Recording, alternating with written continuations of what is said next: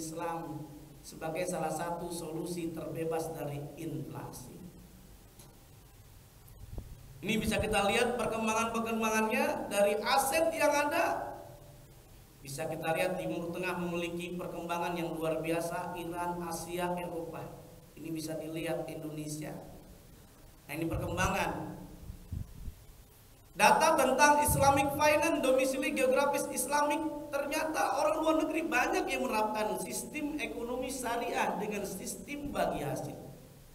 Bahkan saya punya kawan ketika dia meneliti tesis tentang hebatnya ekonomi syariah di Mangga 2. Tahu Pak, pernah ke Mangga 2 enggak? Ngapain tuh? Hah?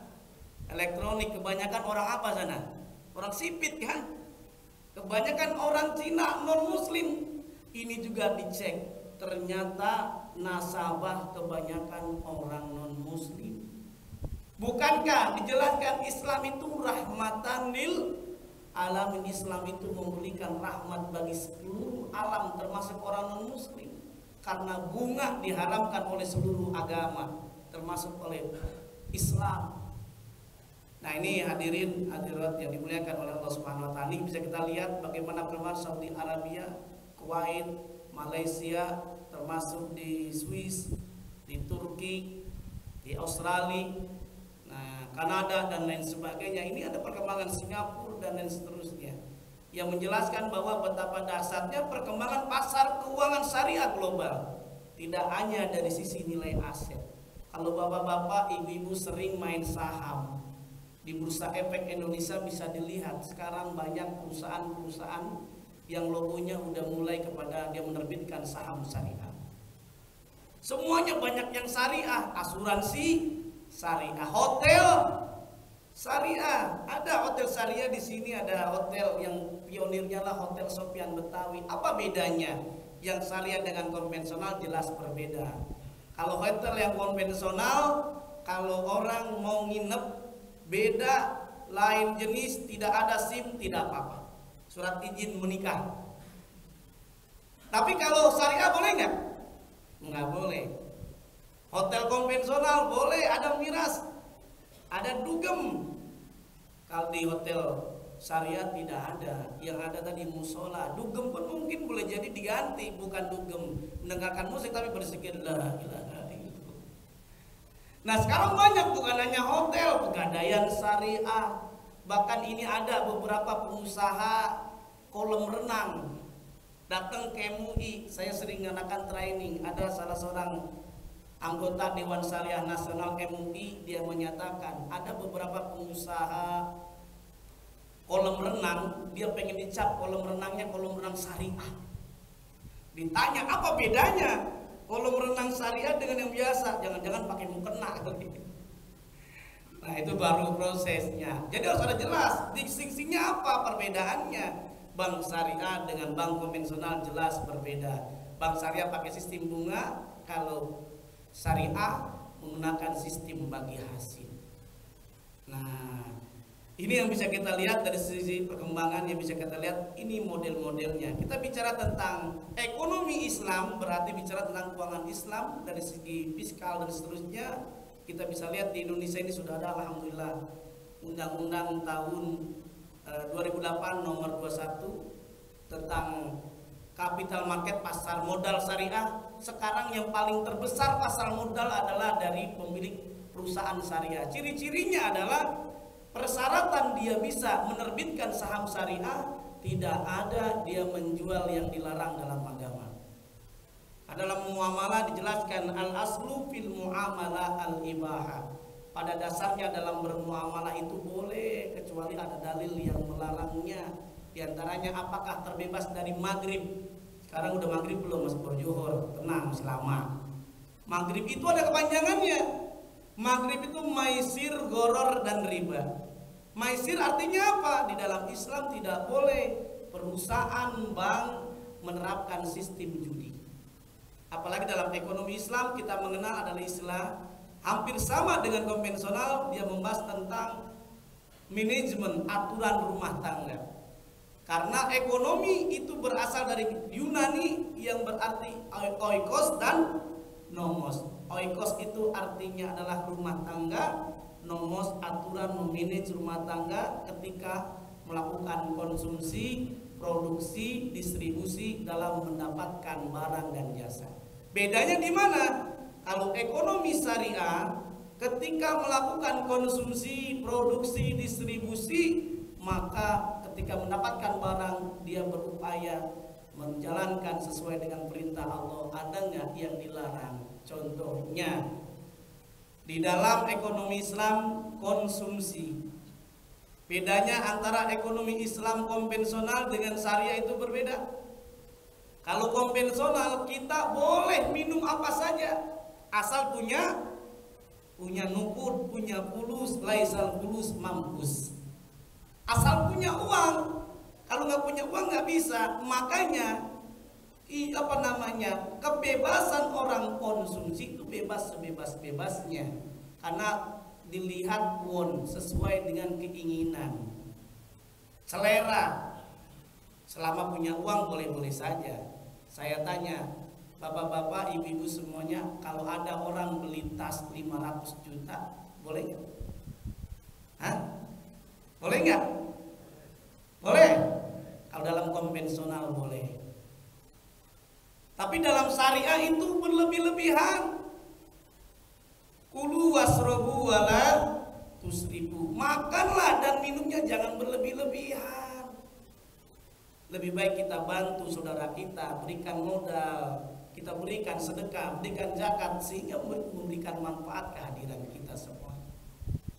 Makanya berbeda. Kalau basis dari konvensional kita bicara tentang konsumsi, minum, maka lebih cenderung minum, makan keinginan. Tapi dalam ekonomi syariah bicara tentang konsumsi itu tidak sesuai selera, sesuai dengan kebutuhan. Namanya sesuai dengan need. Beda antara kebutuhan sama keinginan, beda nggak Pak? Beda. Kalau keinginan kita ibarat nih, kalau kita ngikuti hawa nafsu,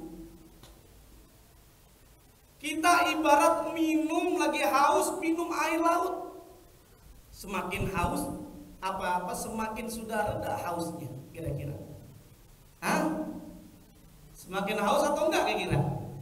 Semakin haus karena kita mengikuti hawa nafsu. Tidak akan habis-habisnya. Udah punya mobil Alphard, pengen Camry terus pengennya. Makanya A'agim dulu ketika ceramah dia mengiaskan orang yang mengikuti hawa nafsu itu ibarat dia mengendarai kuda. Kuda liar dia tunggangi, dia tidak bisa mengendalikan kuda itu. Apa yang terjadi? Dia akan jatuh, terpontang-panting, boleh jadi keinjak oleh kuda. Itu orang yang mengikuti hawa nafsu, mengikuti keinginan, selera. Kalau dalam Islam makan sepiring boleh nggak? Hah? Boleh, asal jangan mau piring-piringnya. Makan satu piring boleh, 2 piring masih boleh. Kalau 1 bakul boleh nggak? Es krim 1 boleh, 2 boleh. Kalau 1 drum itu akan keluar lagi karena batasan. Yang namanya kan ingin aja, mulut main. Kalau udah dalam rasanya sama saja. Berbeda tadi. Kalau dalam ekonomi syariah bicara tentang konsumsi dibatasi. Makanlah dan minumnya jangan berlebih-lebihan. Kalau anak kata anak sekarang jangan lebay. Kalau kata anak sekarang jangan berlebih-lebihan. Makan boleh, minum boleh, asal jangan yang diharamkan. Karena ada riwayat menyatakan Rasulullah SAW pernah ditanya, Rasulullah, ya Rasul, pekerjaan apa yang paling mulia di bulan Ramadan? Rasul menyatakan bersedekah di bulan Ramadan. Nah, konsumsi dalam Islam itu bukan hanya untuk makan dan minum, termasuk bersedekah. Itu diharapkanlah konsumsi kita. Karena harapannya apa? Nanti kita menjadikan investasi kita nanti kelak di akhirat. Kalau saya tanya bapak-bapak, sudah ada program kan kebanyakan 10 tahun, 15 tahun membeli rumah di mana, mobilnya bagaimana, itu udah disetting. Masa kita tidak menyiapkan dari sekarang untuk rumah kita perbekalan di akhirat? Ekonomi syariah mengajarkan tadi, saat kita makan bukan keinginan yang dituruti, tapi need, kebutuhan. Apalagi dengan ekonomi kita berpuasa, semakin kita bersyukur kepada Allah Subhanahu wa ta'ala. Sekadar ilustrasi, coba kita renungkan nikmat rasanya. Kalau orang tidak makan, dia lapar, dia haus, kemudian ketemu dengan air segelas, kira-kira nikmatnya. Ketemu dengan kurma satu saja, apa perasaannya? Kita akan merasa bersyukur. Inilah yang ditegaskan oleh Rasulullah. Lis-shaimi farhatani, orang yang berpuasa itu ada dua kebahagiaan. Di antaranya apa? Kebahagiaan saat dia berpuasa, saat dia mendapatkan rezeki. Makanya konsumsinya itu bukannya lebay, tapi dia sesuai dengan yang diinginkan. Ini bicara tentang konsumsi, nanti sebelum kita sampaikan produksi, ini kembali kepada slide yang di depan. Dalam ekonomi Islam lagi-lagi tidak hanya membahas bank, tidak hanya membahas tentang pasar modal, tidak hanya membahas tentang asuransi, tidak hanya membahas tentang pensiun syariah, tidak hanya membahas tentang lembaga multifinance pembiayaan, tidak hanya membahas tentang microfinance. Di ekonomi Islam ada namanya BMT. BMT itu namanya, ada yang tahu kebanyakannya? Baitul Mal wa Tamwil, lembaga microfinance yang memberikan dana pinjaman tidak pakai bunga.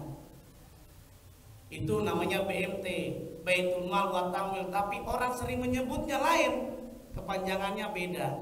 BMT itu apa? Bank modal tipis.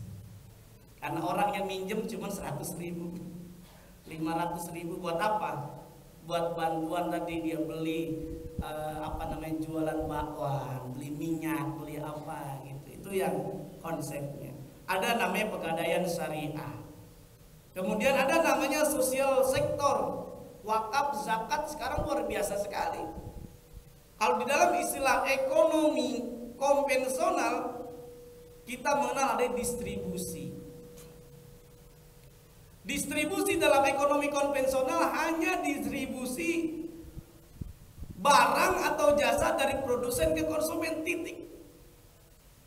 Tapi dalam ekonomi Islam bukan hanya distribusi dari produsen ke konsumen, tetapi apa? Distribusi kekayaan, pendapatan. Ketika memiliki harta yang banyak, harta kita cukup nisab, ingat ada hak orang lain yang wajib kita tunaikan. Distributive justice, distribusi kekayaan. Karena kenapa distribusi kekayaan ini sangat penting kita semuanya?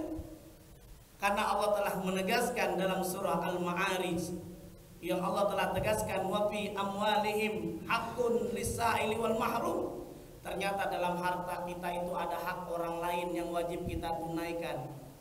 Dalam bentuk apa? Kalau hartanya cukup nisab, dalam bentuk zakat. Tapi ingat, karena kita puasa tujuannya untuk bertakwa, la'allakum tattaqun.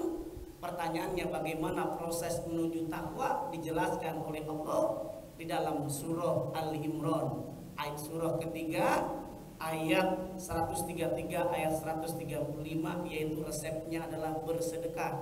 Karena bersedekah tadi distribusi kekayaan dari orang kaya ke orang miskin. Bahkan sedekah tidak harus menunggu orang kaya.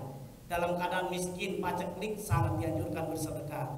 Alladzina yunfikuna bisarra'i wadh-dharra. Resepnya agar kita bisa derajat takwa, wasari'u ila magfiratin min rabbikum wa jannah. Kita pertama suruh minta ampunan Allah, suruh bertaubat, kita merenung apakah harta kita, rezeki kita halal atau tidak.